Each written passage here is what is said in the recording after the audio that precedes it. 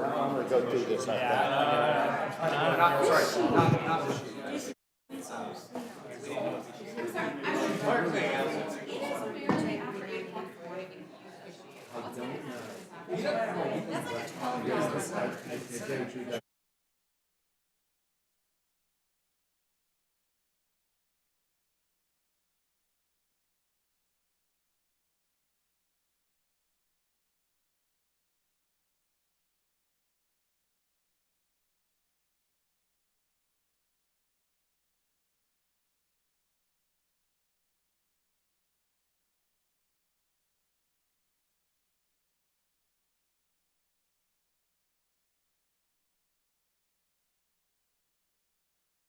Rules Committee come to order, and good morning, and thank you for joining us for another beautiful day here at the Rules Committee. This morning, the committee will be considering the Senate Amendment to H.R. 1, an act to provide for reconciliation pursuant to Titles 2 and 5 of the concurrent resolution of the budget for fiscal year 2018, also known as the Tax Cuts and Jobs Act.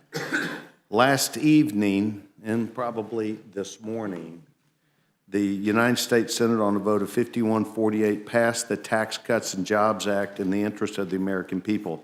During consideration of this legislation, several provisions were removed through points of order in the Senate under the Byrd Rule, a parliamentary tool used also during reconciliation. The first change made by the Senate under the Byrd Rule strikes the language that allows 529 accounts to be used for homeschool expenses. That was struck. Second, the second change modifies a provision that imposes an excise tax on the investment income of certain educational institutions. The change strikes a reference to tuition-paying students, making the exception to the excise tax available only if the institution has less than 500 students, or if 50% or less of the students are located in the United States. Both very narrow provisions. Nonetheless, under Senate rules, under the Byrd Rule, they needed to be re-voted, and they were struck. And the third change was simply to change the short title. So these changes, which I have talked about, are the only changes to the bill. These changes will allow us to advance the amended conference report to ensure all Americans can benefit and see that what we're trying to accomplish here today is to revote a bill with the final changes. The House voted 227 to 203 yesterday to advance this legislation, and we're now bringing it back for that purpose. We would now refer to the ranking member for any opening statements you'd like to make. I think in the interest of harmony, I won't really make a couple of points. One is that I'm trying to figure out how we are lucky or cursed. The speaker had said that this was a once-in-a-lifetime opportunity. And here we are getting it 2 days in a row. I mean, I'm not sure how to classify that. In addition, I'm not at all sure what happened at the conference, because the conference, although I know our party didn't have anything to do with it, but it's supposed to reconcile those bills. And it doesn't look really good, I think. I think we've taken kind of a beating on television and with the media that after all these years of Congress up here, we couldn't get that right. Well, in fact, what happened is the conference report changed several of the provisions. It came back to the Senate. They voted on them, but on final passage, it was then discovered that these two, I think they're pretty narrow calls. Well, yeah, but that's what conferences are for, and it looks as though that didn't work either, so. But anyway, I know we have to get on with it today. We're also going to meet this afternoon on FISA. We're going to meet this afternoon at 4 o'clock. Right, and we, I'm anxious, and I think you will tell me as soon as you know what they're going to do about the CR. As soon as I know, as you know, and as this committee knows, we try and share information. Right. Across lines. You've been very good about that. And, Yes, thank and you. let me state this, we are here this morning because of the great idea of the gentleman from Massachusetts, rather than meeting at 3 in the morning. Or He- alternatively, not to have to come back and do this at all. Well, that might be, but Yeah, he didn't suggest that. That's what, But I that's wanna what most thank the grown-up gentleman. legislators do, I don't you want to thank think? the gentleman because, Yeah. in fact, it does no good to wear out this team when we could be here at 7 o'clock. So we are going to do that. And Louise, thank you. You and I I appreciate working with you. I saw you yesterday on the floor, too. Yeah. Yeah, we got some of these Are you, things. we're going to be down and do that again, We'll are go we? do that again Okay, this all week. right. Okay. Further comments? Not for me, I yield Okay. back. All right. Anybody else want to? Chair now be in receipt of a motion from the distinguished gentleman from Georgia. Thank you, Mr. Chairman. Mr. Chairman, I move the committee grant a rule providing for consideration of the Senate Amendment to H.R. 1, the Tax Cuts and Jobs Act. The rule makes an order a motion offered by the chair of the Committee on Ways and Means or his designee that the House concur in the Senate Amendment to H.R. 1. The rule waives all points of order against consideration of the motion. The rule provides that the Senate amendment and the motion shall be considered as read. The rule provides 20 minutes of debate on the motion, equally divided and controlled by the chair and ranking minority member of the Committee on Ways and Means. And finally, the rule provides that Clause 5B of Rule 21 shall not apply to the motion. You've now heard the motion from the distinguished gentleman from Georgia. Is there amendment or discussion to that? Mr. Chair. Gentleman from Colorado. Mr. Chair, I move the committee additionally provide for consideration of House Concurrent Resolution 97, a bill to direct the clerk of the House of Representatives to make corrections in the enrollment of H.R. 1. If I may, Mr. Chair? I was glad that it's coming back to our committee because we have another opportunity to add some of the provisions that are important to businesses, not just in my district, but across the country.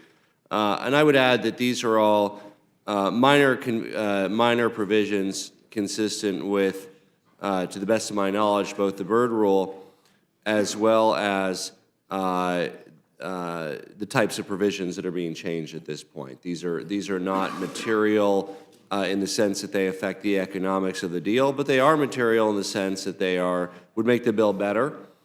And I know that that's what this committee tries to do. I don't believe that any of these would interfere in any way with passage in the Senate. And I would hope that that we would take this opportunity to improve the bill with some of the provisions that I've had the opportunity to discuss, including the Kombucha Act, of course, a favorite beverage of the Rules Committee. If the concurrent resolution were included in H.R. 1, the outdated federal tax rules would be updated that still treat kombucha the same as beer. Very important to kombucha producers and Mr. Tipton's in my district, and frankly across the country.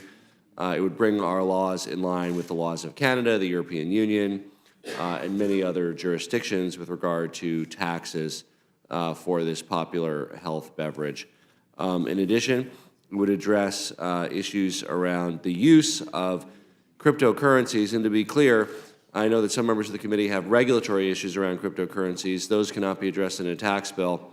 This would simply provide a de minimis exemption, again, at either negligible or no effect to taxpayers. In practice, people who purchase coffee with a cryptocurrency are not filing an IRS form, but they're technically out of compliance, which is the issue. And this would provide a de minimis exemption so that they would be placed back into compliance.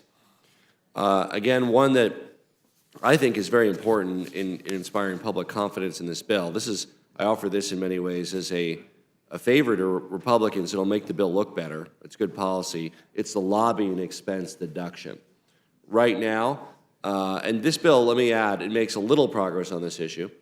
So right now, lobbying expenses when corporations are lobbying the executive branch are not deductible.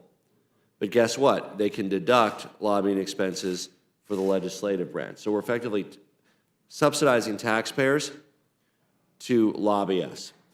One thing the bill does is it removes the deductibility around lobbying state and local governments. That's good, but it looks self-serving we're here in Congress, we're the ones that are passing this bill. I hope my colleagues agree. It actually looks self-serving if the only type of lobbying activity that is deductible is corporations lobbying us. So they will no longer be able to use pre-tax money to lobby state and local governments or the executive branch, but they can deduct legislative lobbying expenses. So it would simply put it on par with the executive branch and local lobbying expenses, which I think makes sense, and I believe makes the bill look better. I really do, Mr. Chairman. I mean, if this is, people worry about kind of Congress being self-serving, this not only makes the bill better, but I think is something that can inspire public confidence. And then finally, one that we've had some testimony on. I engaged Chairman Brady and Ranking Member Neal in, and that's 280E. That's a very urgent one regarding the deductibility of legal business expenses for marijuana businesses. Again, nothing to do with the legalization of marijuana, nothing to do with the legal status of marijuana, nothing to do with deductibility of marijuana, federally banned substances expenses, simply the legal business expenses, meaning payroll, rent, fixture.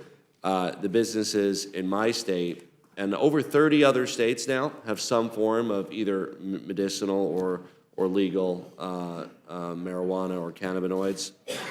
This would simply, and this is the last stop for this bill, but this is an urgent issue for the issues in my district. The bill in the Senate is sponsored by our Senator Cory Gardner, and it has strong bipartisan support in both chambers, and I think would make the bill better by giving businesses the same opportunity to succeed. And I know that that's the goal in many ways of this legislation, is to help businesses, and yet we have a class of businesses that pay an effective tax rate of over 70%. And this is our last chance to fix it. It's hard to pass tax bills. They are, you know, and there's a process for doing that, but this is kind of the omnibus tax bill. I mean, many of us see this as the main vehicle for tax legislation. There's a lot of things in it. I engaged, if you recall, Mr. Brady and Mr. Neal. I was very happy that the Investing in Opportunity Act was in this bill that had been championed by our previous Rules Committee member, Tim Scott, and myself, and a number of others. I think that'll make a significant difference in investing in areas that suffer from a lack of capital investment. But again, this is the vehicle. So I think if this committee can stand up and include this concurrent resolution, it won't jeopardize passage in any way. It won't affect in any material way the scoring of the bill, but it'll make the bill look better with the lobbying interest deduction to put the legislative branch on par with the executive branch and state and local government. And the other minor changes will simply help businesses. I mean, they'll simply help businesses in my district and in other parts of the country. And I hope that we will take this opportunity to revisit that opportunity to at least present the members of the House with the opportunity to pass this concurrent resolution, which would make corrections in the enrollment of H.R. 1, and I'm happy to yield back. Thank you very much. The gentleman now has a motion on the floor. Is there additional discussion? Mr. Chairman? Yeah, excuse just a second. Is there additional? I'll look over there. I promise. I'm trying to make sure I'm looking at everybody, and I turn this way. And the gentleman from Colorado. Thank you, Mr. Thank you, Mr. Chairman. And Mr. Polis, I am a co-sponsor of the legislation that you are mentioning, but this is not the time or the place for this particular legislation, and I am going to oppose your amendment respectfully.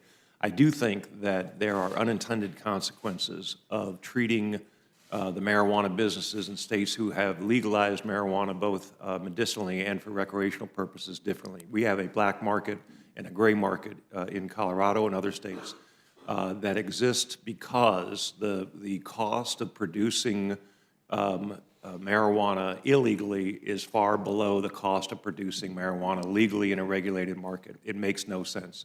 I believe Chairman Brady when he says he takes this issue very seriously and will address this issue. This bill, this would be a poison pill for this bill. This would cause this bill to go down unnecessarily. This bill, the tax bill that we're dealing with, I think is going to be a great bill for many businesses and individuals in this country. And so with respect, I oppose your amendment. Thank you very much. back. Further discussion? Well, Gentleman from Massachusetts. well, if this amendment will cause this bill, which we believe is a giveaway to corporations and the very wealthy in this country. If it would cause it to go down, I'm happy to support it. So thank you very much for pointing that out. Well, we'll get a chance to do that in just a second. Further discussion. Judge, you got a new hat there.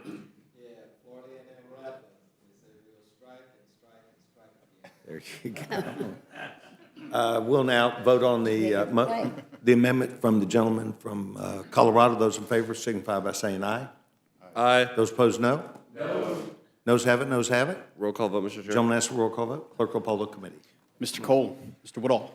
Mr. Woodall? No. Mr. Burgess? Mr. Burgess? No. Mr. Collins? Mr. Collins? No. Mr. Byrne? Mr. Byrne? No. Mr. Newhouse? Mr. Newhouse? No. Mr. Buck?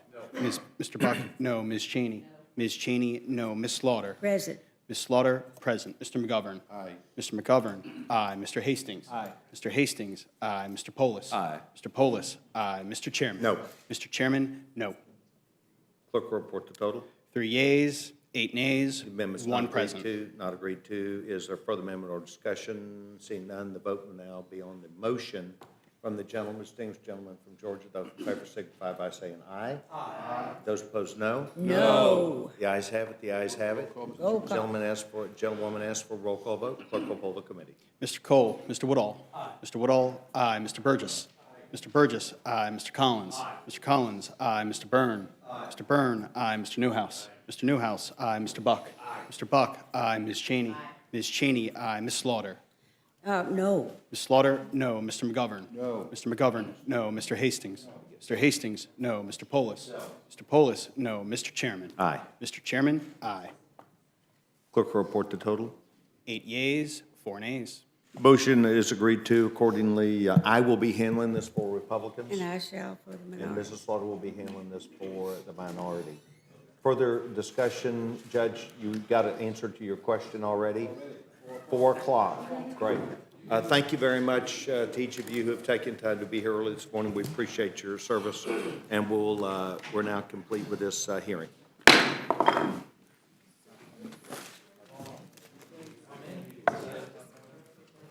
Would you do me a favor, Louise? Louise? Yeah.